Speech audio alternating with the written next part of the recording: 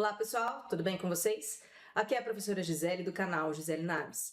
Esse vídeo é o primeiro de uma sequência de vídeos resolvendo as questões de Química da prova do Centro Universitário de Mineiros, o Campo Mineiros.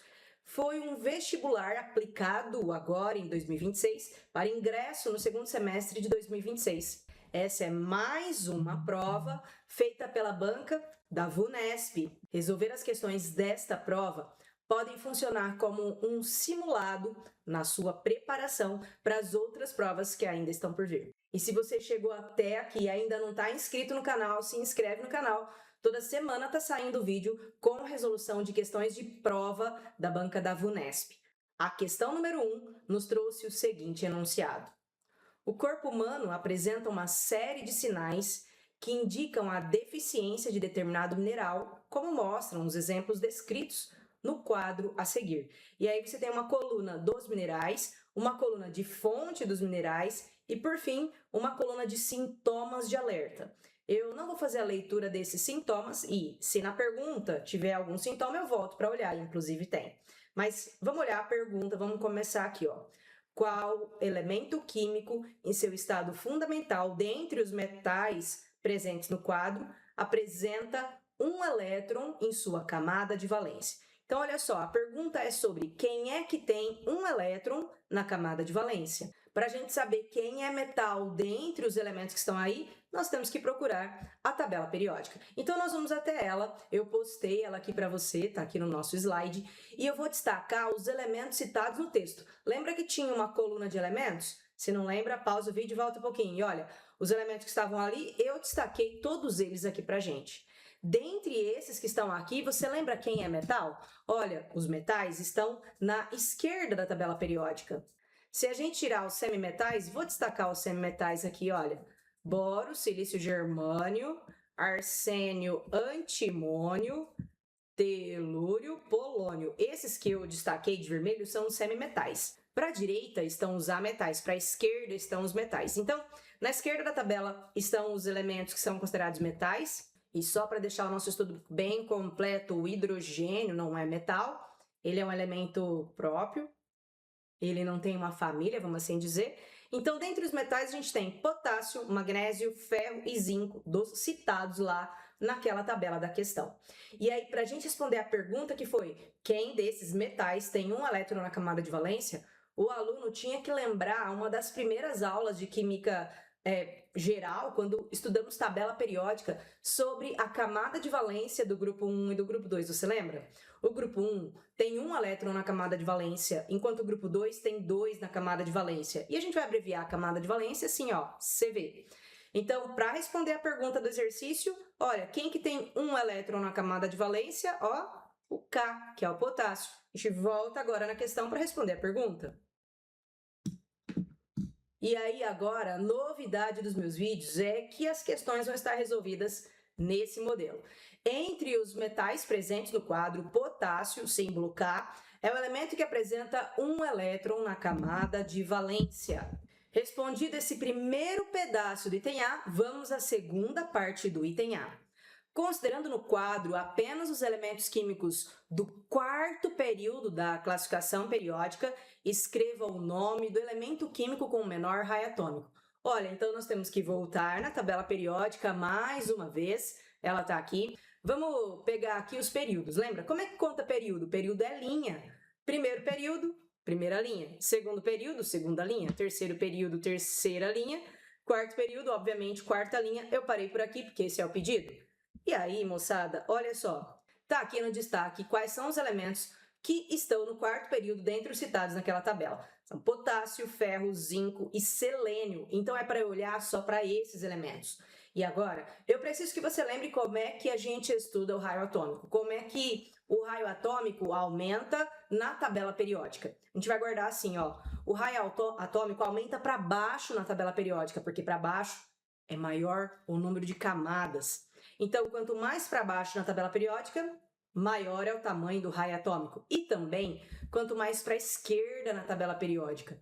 Isso acontece porque a atração núcleo-eletrosfera menor em elementos com número atômico menor. Mas isso é um detalhe para uma nova aula, para um outro momento. Para responder essa pergunta, bastava o aluno lembrar que o maior raio atômico na tabela periódica é para baixo e para a esquerda. Para te ajudar, te dando uma estratégia, olha só, veja só, quem é o elemento de maior raio atômico aqui, ó? É o frâncio. Então guarda aqui o frâncio, lembra a França, que tem a torre, que é grande. Então vamos lá, você vai guardar assim, ó, o maior raio atômico é do frâncio. Pensando que a tabela periódica é um mapa, como é que chegamos no frâncio? Vai para baixo e para a esquerda, maior raio atômico. Mas a pergunta não foi quem tem maior raio atômico. A pergunta não foi sobre o frâncio. A pergunta foi sobre os elementos destacados do quarto período, quem é que tem o menor raio atômico. Então, o menor quem está mais longe do maior. Então, entre potássio, ferro, zinco e selênio, selênio tem o menor raio atômico. Então, a gente volta lá na questão e vamos responder.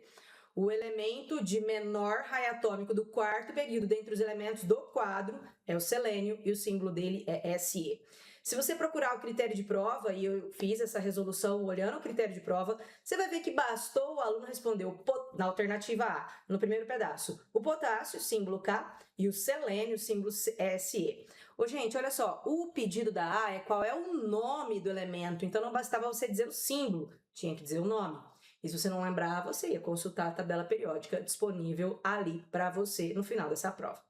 Agora, nós aqui vamos para a alternativa B, vamos ver o que ela nos trouxe. Alternativa não, né? Vamos para a pergunta B, vamos ver o que ela nos trouxe. Represente a fórmula estrutural da molécula diatômica formada pelo elemento químico responsável por causar o bócio. Olha, falou de um sintoma. Então, só agora eu vou ter que voltar na tabela e procurar quem é que é o bócio. Então, eu destaque o bócio aqui, procuro, bócio, achei. Quem é? Falta de qual elemento que causa o bócio? É a falta de iodo. Bom, para eu fazer a estrutura da molécula diatômica do iodo, eu tenho que voltar na tabela periódica e encontrar o iodo. Olha só, o iodo está aqui, ó. Ele é esse elemento destacado pelo mouse. Ele é esse elemento destacado pelo mouse. Eu até fiz o mouse virar um apontador. Olha ele esse aqui, ó. Isso aqui é o iodo. Percebeu o iodo? Olha, qual é a família do iodo? Bom, é o grupo 17. Grupo 17, família 7A. Então, vamos lá responder a pergunta sobre o iodo. Bom, a fórmula estrutural do iodo 2, por que eu pus o 2? Porque ele pediu diatômico. E aí, para a gente montar a estrutura do iodo, para a gente montar a fórmula eletrônica do iodo, precisa lembrar. Sendo ele da família 7A, na última camada ele tem 7 elétrons. O que eu fiz aqui? Eu desenhei os dois iodos, porque é diatômico, com 7 elétrons.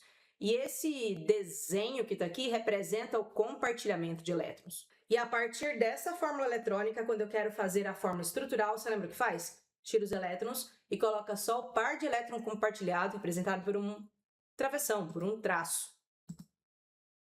Então, agora, essa fórmula estrutural vai ficar assim, I simples I. Esse traço aqui, na verdade, representa um par de elétrons, uma ligação simples. Só isso no item B. Eu sei que na hora que você lê a pergunta, ela parece complexa, mas na hora que você vê a resposta, fica até assustado de tão simples que era. E era só isso mesmo. Agora, o restante do item B, veja só comigo. Explique, considerando a propriedade periódica de eletronegatividade, por que essa molécula formada é considerada apolar. E aí, gente, a gente tem que voltar em muita coisa. Vamos começar assim, ó. Os dois são átomos de iodo, então podemos dizer que eles têm a mesma eletronegatividade. Quando átomos com mesma eletronegatividade compartilham elétrons, o elétron não vai ficar deslocado mais para um ou para outro, vai ficar centralizado. Então a gente pode dizer que é uma ligação apolar. E quase sempre, ligação apolar forma molécula apolar. Então, a gente poderia responder algo do tipo, como os átomos são do mesmo elemento, ou têm a mesma eletronegatividade, a ligação é apolar, portanto, a molécula também é apolar. Mas a gente pode explicar de uma maneira que não dá para descontar nada. Olha só o que a gente vai dizer.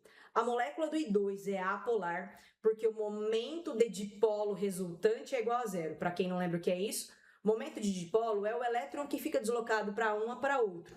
No caso, em moléculas diatômicas de átomos do mesmo tipo, não tem opção. São moléculas apolares. E agora a gente fecha a resolução dessa questão.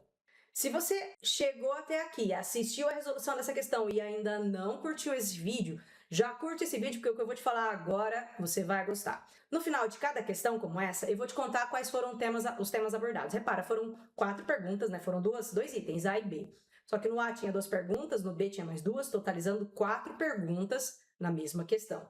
E aí foram 2 temas aqui neste caso. O tema aqui foi tabela periódica e o outro tema foi ligações químicas. E a gente poderia até subdividir esse tema de ligações químicas em ligações mesmo e polaridade das moléculas. Então vamos deixar 3 temas, vai. Tabela periódica, ligações químicas e polaridade das moléculas. Dentre esses 3 temas que essa questão abordou, qual deles você quer uma videoaula completa falando tudo que tem para saber sobre o tema? Essa prova tem umas 4 questões. Cada questão tem uns 2 a 3 temas. Quando eu terminar a resolução da prova toda, o tema mais votado, eu vou fazer uma videoaula. Então, se você quer uma videoaula de um determinado tema, deixa escrito aqui e chama seus amigos e pede para eles escreverem um tema também junto para você, para dar o maior número de pedidos na questão. Bom, esse vídeo vai ficando por aqui. Eu espero vocês nos próximos vídeos e até mais.